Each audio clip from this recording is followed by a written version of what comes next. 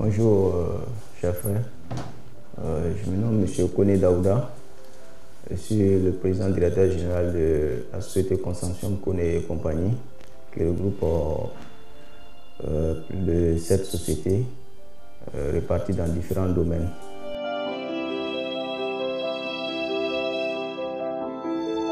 Après juste la fin de mes études supérieures, j'ai vraiment décidé pour l'entrepreneuriat parce que je voulais aider pas mal de personnes. C'est à partir de 2011 que j'ai commencé à créer la société. D'abord, c'était une société, j'avais commencé déjà dans mon salon avec mon ordinateur. Et ensuite, petit à petit, j'ai pris un local de notre coucher pour commencer à prendre une assistante. Et en ce moment, on faisait du relationnel. C'est à partir de ce moment que j'ai commencé à réaliser, à croire en moi aussi. Voilà, c'était pas facile comme en tout début, hein. Mais bon, avec l'abnégation et le courage, j'ai commencé à aller petit à petit, faire des sous-traitances avec des sociétés de la place. Ainsi de suite, j'ai pu recruter 2 personnes pour m'aider à faire du commercial. C'est comme ça que nous sommes partis, voilà, jusqu'à au jour d'aujourd'hui, bon, pour qu'on arrive à ce niveau. Mais l'objectif n'est pas encore complètement atteint parce que je veux m'implanter dans les 5 coins du continent, voilà, pour vraiment pour que le fils de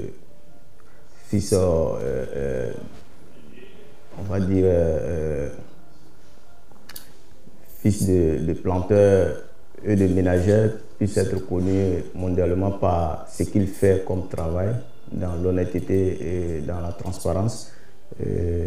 Donner aussi la chance aussi à tous ceux aussi qui veulent vraiment qui s'intéressent aussi à l'entrepreneuriat aussi, leur montrer que c'est pas facile dès le début, mais avec le travail acharné, voilà, et des bons conseils, on peut arriver au sommet.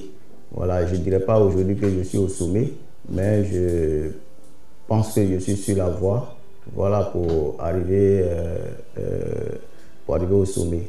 Maintenant, mes objectifs aujourd'hui, c'est d'agrandir plus la société, de travailler en étroite collaboration avec tous ceux qui désirent quand même s'associer, comme on appelle, à la société, et de faire en sorte que aujourd'hui, comme le président de la République l'a dit, atteindre l'émergence de la Côte d'Ivoire. Donc, ce n'est pas seulement qu'au niveau du gouvernement qu'on va atteindre cet objectif. Voilà, nous devons faire l'effort d'aider le président et son gouvernement aussi à notre petit niveau pour que aujourd'hui ils soient fiers de nous qui ont décidé de ne pas aller dans la fonction publique, de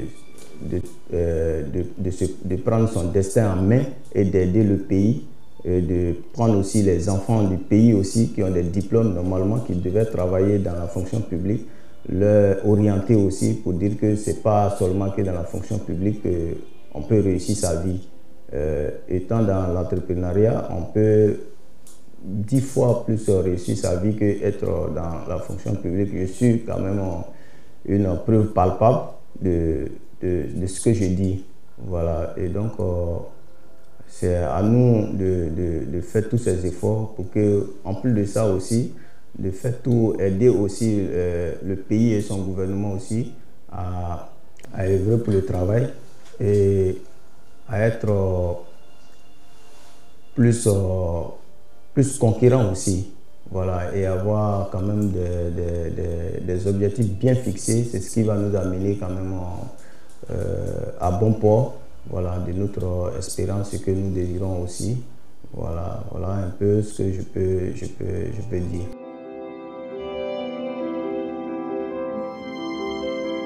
Bon, il n'y a pas de secret, on va dire, de secret particulier. Le secret ici, c'est la confiance en soi. Voilà, la confiance en soi et la confiance de ce que tu fais. Voilà, quand vous, aujourd'hui, vous vous levez, vous dites, bon, aujourd'hui, il faut que je me donne tous les moyens pour arriver, pour peut-être peut-être, on va dire un exemple, il faut que je me donne les moyens pour que je puisse être un médecin, mais vous devrez quand même faire des études. Voilà, mais si aujourd'hui, moi j'ai décidé d'être entrepreneur et d'abord, pour être entrepreneur, pour faire le bâtiment, tout et tout, il faut avoir quand même un diplôme en entrepreneuriat. Et d'abord, ça c'est d'abord un premier point. Et deuxième point, c'est de se donner les moyens. Pas que pour un début, on n'a pas besoin de peut-être moyens financiers ou moyens matériels, mais d'abord, il faut créer, il faut avoir une idée. Voilà, et c'est l'idée maintenant que vous allez matérialiser maintenant pour en faire quelque chose que vous pouvez utiliser pour pouvoir arriver à atteindre vos objectifs. Le secret que je peux peut-être partager avec vous, c'est la confiance en soi et l'abnégation aussi.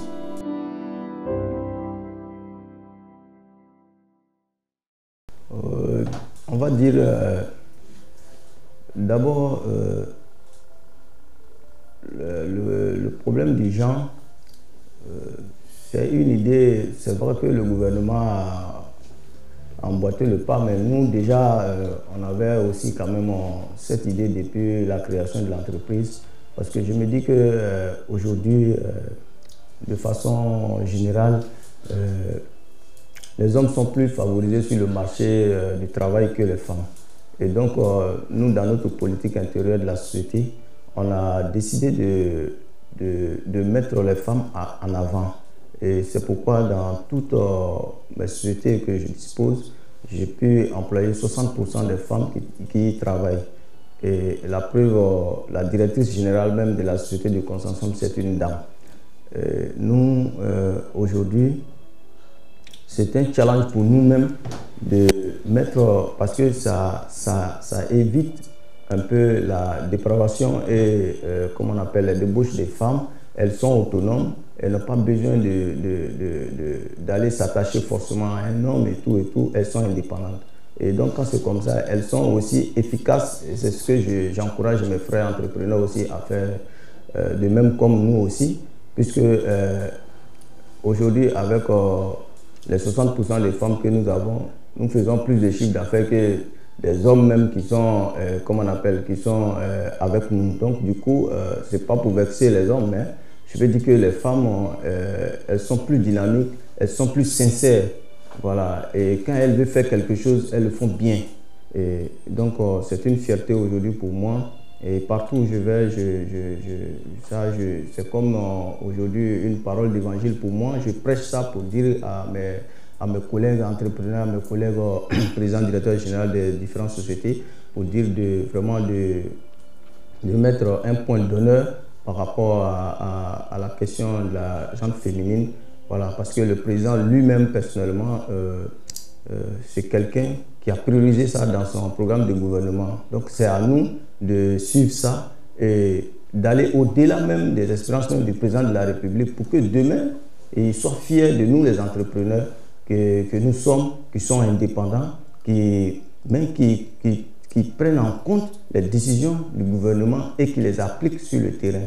Et maintenant, on va dire du côté social, comme je l'ai dit au début de l'entretien, je dis que j'étais le fils d'un paysan et d'une ménagère qui n'ont pas eu la chance d'aller à l'école. Mais à partir de ce moment, nous étions quand même dans une famille modeste et pour la nourriture, c'est un peu compliqué. Donc c'est un défi pour moi de réussir dans la vie et de faire un retour à mes parents, à mes proches, vraiment à toute la Côte d'Ivoire et dans tous les contrées de la Côte d'Ivoire pour voir Parce que la pauvreté, c'est quelque chose, quand tu n'as pas été pauvre, tu ne peux pas savoir quelles sont les difficultés de la pauvreté. Et dès le début, et c'est tout ça qui m'a amené à aller à l'entrepreneuriat. Sinon, après mes études supérieures, je devais aller en Europe, aller travailler. Mais je me dis que je serais plus utile dans mon pays et d'aider les plus démunis et de faire en sorte qu'ils soient épanouis pour qu'ils ne se sentent pas vraiment délaissés par la société. Parce que l'État ne peut pas tout faire.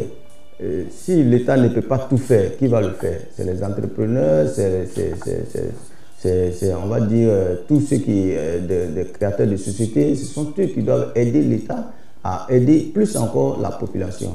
Parce que n'oubliez pas que nous sommes à plus de 20 à 30 millions d'habitants en Côte d'Ivoire. Donc si on doit dire l'État doit prendre tout le monde en charge, je pense que ça ne serait pas possible. Même dans les pays développés, ce n'est pas le cas.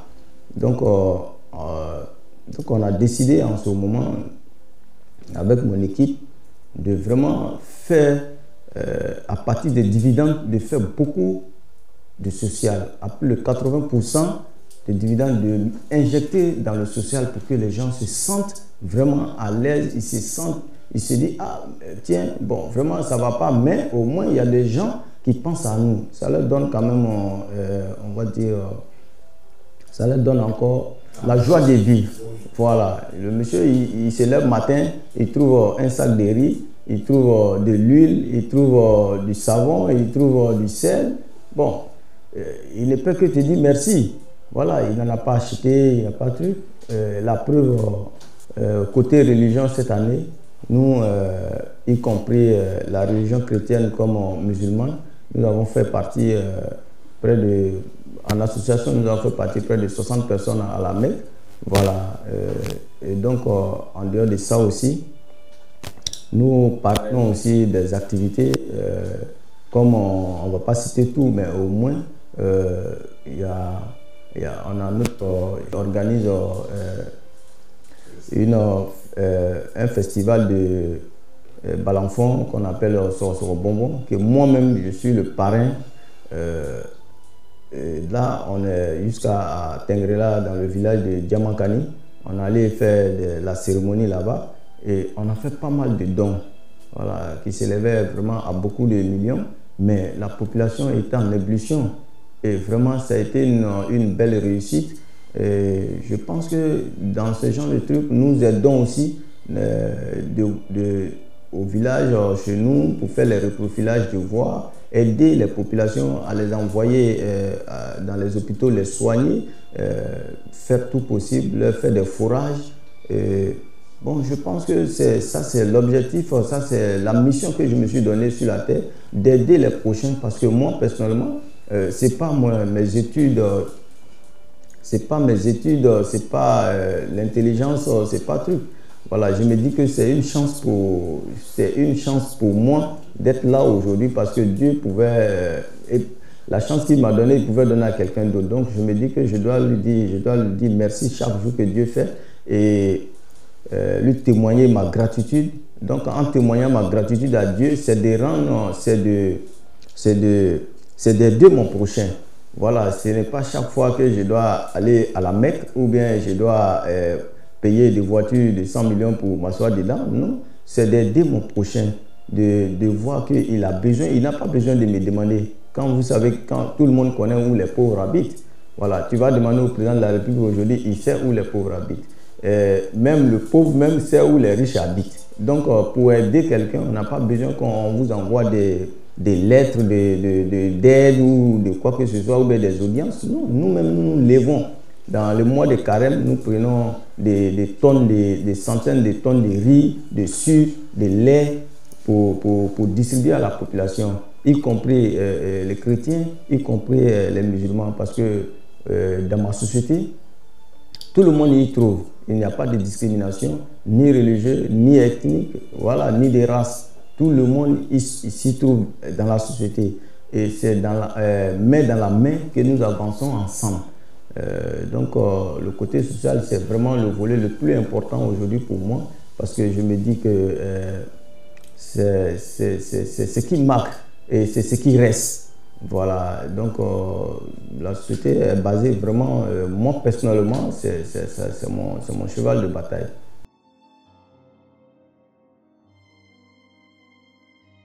Merci bien.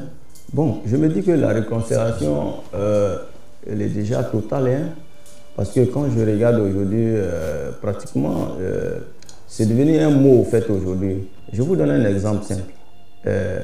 La Coupe d'Afrique des Nations qui a été organisée en Côte d'Ivoire, j'ai vu des opposants au stade aller soutenir l'équipe nationale de la Côte d'Ivoire. Revenons 10 ans en arrière qu'on disait que la Côte d'Ivoire devait organiser. Je pense que les opposants n'allaient pas venir. Voilà. Mais aujourd'hui, la réconciliation, elle est totale. L'homme est ce qu'il est au fait. Dieu, même Dieu qui nous a créés n'a pas fait l'unanimité. Donc du coup, il peut y avoir des différends entre nous. Mais cela ne veut pas dire qu'on n'est pas réconcilié. Voilà. Il y a des différentes idées. Voilà, il y a des gens, c'est-à-dire, comment on va dire, il y a des débats d'idées au fait. Donc, à partir de ce moment, les débats d'idées ne sont pas considérés comme nous ne sommes pas réconciliés. Voilà. Et tu vas trouver une maman qui va faire 4 enfants ou 5 enfants. Mais parmi les enfants, tu vas trouver qu'il y a un qui est médecin, il y a un qui est policier, il y a un qui est gendarme. Mais ça, c'est leur destin. Mais ça ne veut pas dire qu'ils ne sont pas réconciliés. Non, c'est le travail qui fait ça. Et chacun peut aller peut-être, l'autre peut être RHDP, l'autre peut être PDCI, l'autre peut être PPAC et autres. Voilà, mais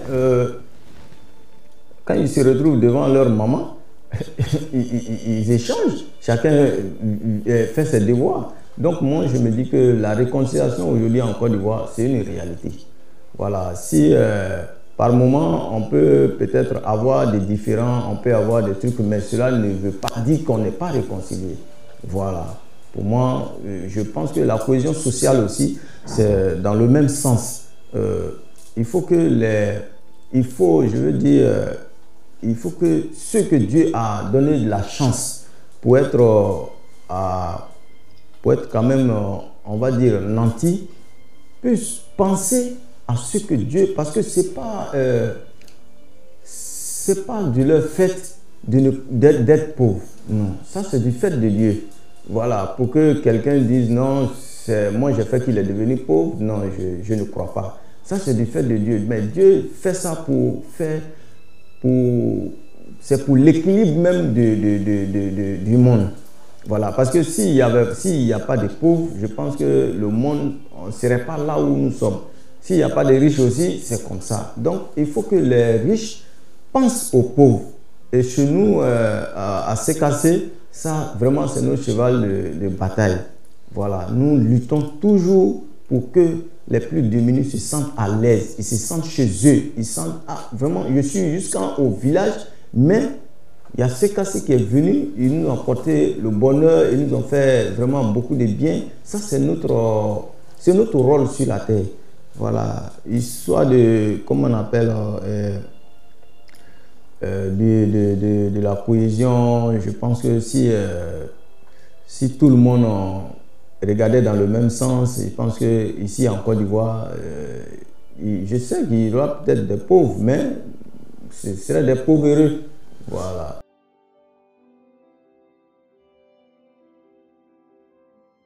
On va dire que chacun quand même doit forcément apporter sa pierre à l'édifice. Bon, nous, à notre niveau, au niveau du CKC, nous c'est la paix. Parce que tout le développement qui s'est fait aujourd'hui, si demain il n'y a pas de paix, je pense que tous ces efforts seront vains.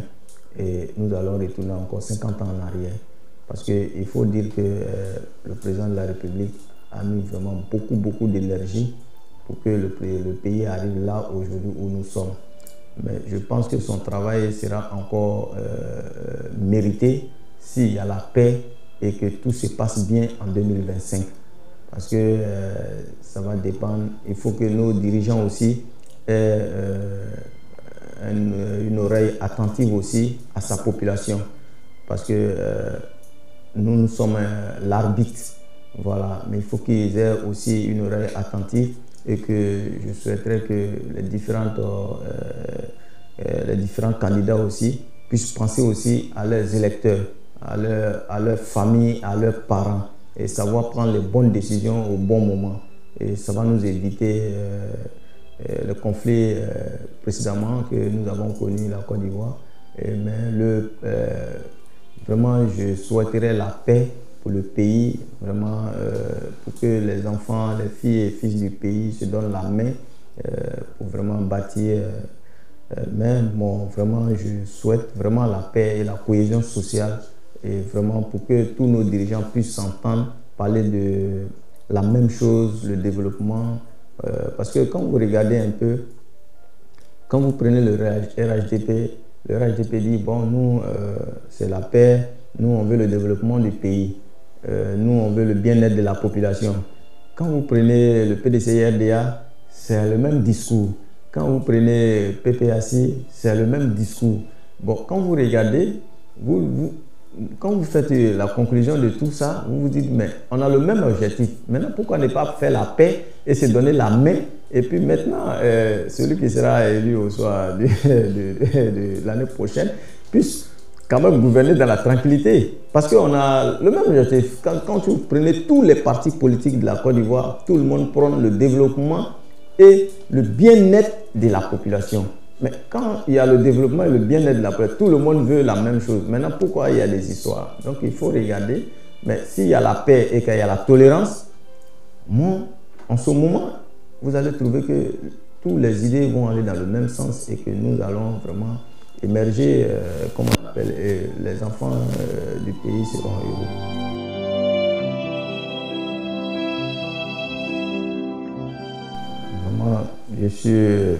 D'abord, je vous remercie et je suis très ému de nos politiciens qui disent que le sel ne se dit pas qu'il est doux.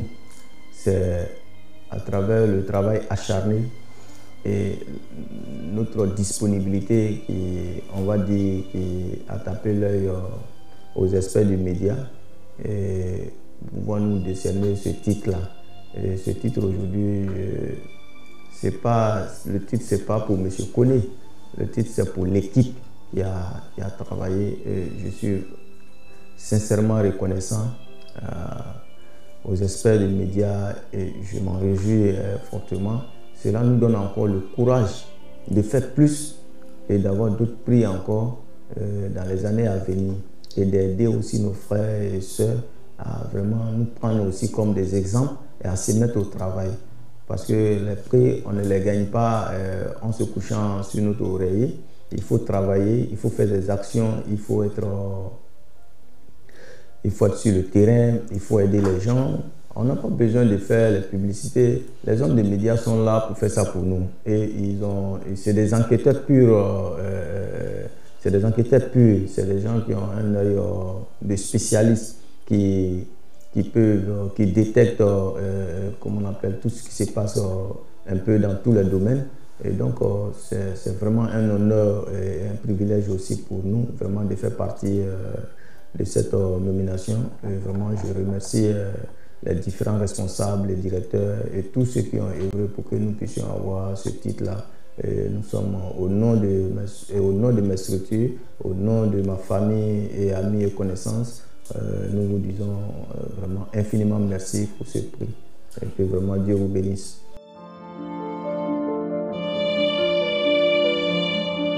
Bon, je veux dire que personnellement, chez moi, Dieu, il n'a pas de place. C'est-à-dire que j'appartiens à Dieu. Et quand tu appartiens à quelque chose, on ne peut pas dire sa place. Voilà.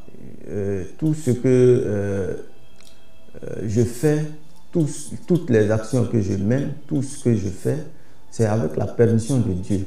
Et c'est lui qui m'incite à le faire. Donc de là à dire que Dieu, il y a une place, je ne pense pas que Dieu doit avoir une place dans la vie d'un homme. Parce que Dieu, il te possède. C'est-à-dire que c'est quelque chose, c'est comme par exemple mon téléphone. On me dit quelle est ma place dans mon téléphone. Non. Mon téléphone, c'est mon téléphone, donc je prends, je fais de ça ce que je veux. Voilà, nous sommes les pions de Dieu. Il place quelqu'un pour aider les autres. Voilà, et c'est lui, tout ce que nous faisons aujourd'hui, c'est grâce à lui que ça s'est fait. Nous sommes les êtres humains. Les gens vont nous dire merci, monsieur le PDG et tout. Mais la récompense divine et toute la reconnaissance vient à Dieu lui-même. Parce que c'est lui qui est aujourd'hui, c'est lui qui nous a, on va dire, c'est lui qui nous met sur le droit chemin. Voilà. Peut-être que je pouvais me lever, faire tout ce que j'ai, les objectifs, tout. Et puis demain, aujourd'hui, je vais dire, bon, comme ça va, faire autre chose. Mais je préfère me consacrer vraiment à 100% à Dieu. Dieu, il n'a pas de place chez moi. C'est lui-même qui me détient. Je suis pour lui. Il fait de moi ce qu'il veut. Même si aujourd'hui, c'est lui qui... Moi, je m'assois, j'ai prie Dieu. Je dis, je vous donne un petit exemple.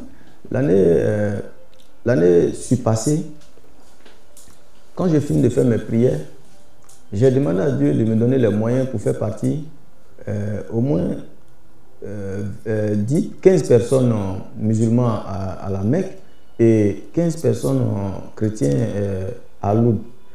Et j'ai dormi.